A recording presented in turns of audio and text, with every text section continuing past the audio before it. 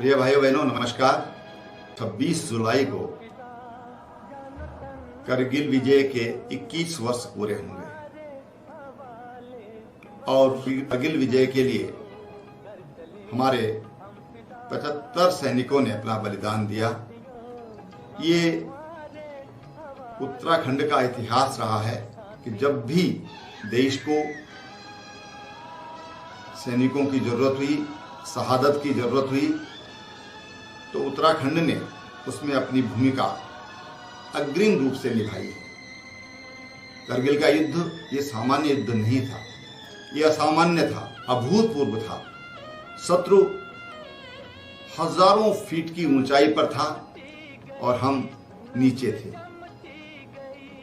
ये लड़ाई ऐतिहासिक लड़ाई थी। ऐसी लड़ाई न पहले लड़ी गई, न भविष्य में इस तरह की लड़ाई की संभावनाएं लगती हैं। ऐसे में हमारे सैनिकों ने जो बलिदान दिया, मैं उन सभी बलिदानियों को प्रणाम करता हूं, नमन करता हूं।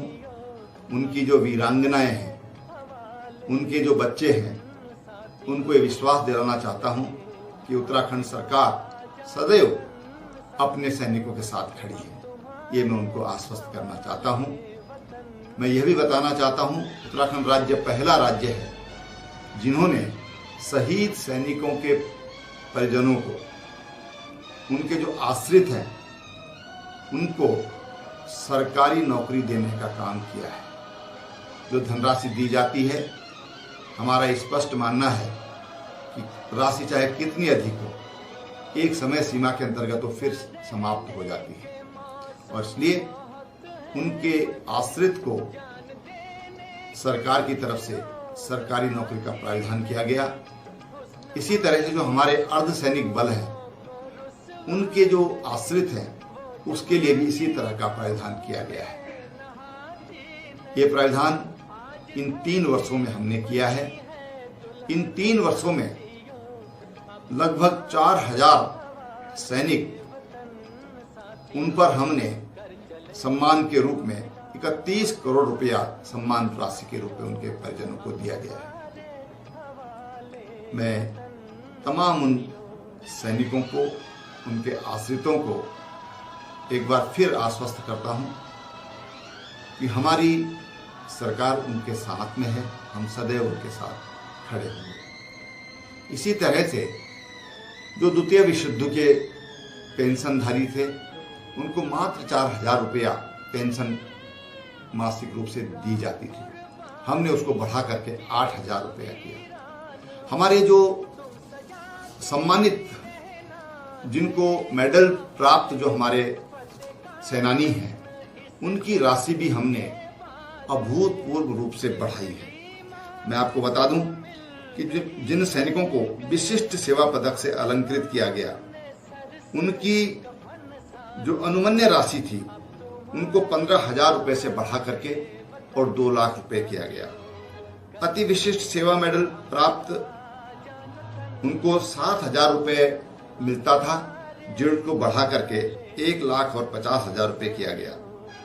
सेना मेडल पर राशि पहले अनुमन्य नहीं थी, अब इसके लिए 1 लाख रुपए की राशि अनुमन्य की गई है।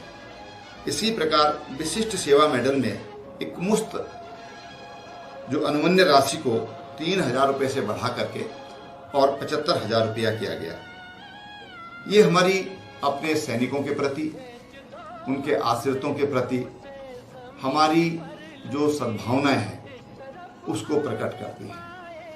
और इसलिए मित्रों, मैं अपने तमाम जो हमारे सैनिक भाई हैं, हमने इसके लिए देहरादून में एक जो डिसेबल्ड हमारे सैनिक होते हैं, उनके बच्चों के लिए लैंसडाउन में एक विद्यालय था। वहाँ पर अच्छी शिक्षा के अभाव के कारण हमने देहरादून में उसके लिए एक हॉस्टल बनाया। सेना को हमने उसके लिए 2 करोड़ रुपया दिया गया। आज उन बच्चों की चॉइस है, उनके पास अनेक विद्यालय हैं, वो अपने योग्यता के अनुसार उन विद्यालयों में पढ़ सकते हैं। यही नहीं, हमने उनके बच्चों के लिए, जो बच्चे कंप्यूटर ट्रेनिंग करना चाहते हैं, देहरादून और उधम सिंह नगर में उसके लिए कंप्यूटर ट्रेनिंग का भी हम लोगों ने उनके लिए व्यवस्था की। इसके अलावा मैं बताना चाहता हूं कि राज्य सरकार ने होम स्टे नीति हम लाए, पिरूल से बिजली बनाने की नीति हम लाए, सौर ऊर्जा की नीति हम लाए हैं। उसमें भी हमारे जो सैनिक परिवार हैं वो भी उसमें सहभागी हो सकते हैं, उन योजनाओं का लाभ ले सकते हैं। मैं तमाम अपने सैनिक भाइयों को आज करगिल विजय दिवस के अवसर पर, जिसे शौर्य दिवस के रूप में मनाया जाता है, उनको पुनः उन सैनिकों का स्मरण करते हैं। इसके साथ ही मैं स्मरण करना चाहूँगा तत्कालीन प्रधानमंत्री श्रद्धेय श्री अटल बिहारी वाजपेयी जी, जिन्होंने सैनिकों के लिए जो सम्मान उन्हें दिया, सैनिकों के जो पार्थिव देह होती थी, जो शहीद हो जाते थे सीमाओं पर, उनको घर तक पहुंचाने का। और यही नहीं, उनके सम्मान में आज हम देखते हैं कि हजारों भीड़ उमड़ पड़ती है। आज श्रद्धेय अटल बिहारी वाजपेयी जी, जो अब हमारे बीच में देह रूप में नहीं है, उनको भी आज हम स्मरण करते हैं, उनको भी अपनी श्रद्धांजलि अर्पित करते हैं। जय हिंद।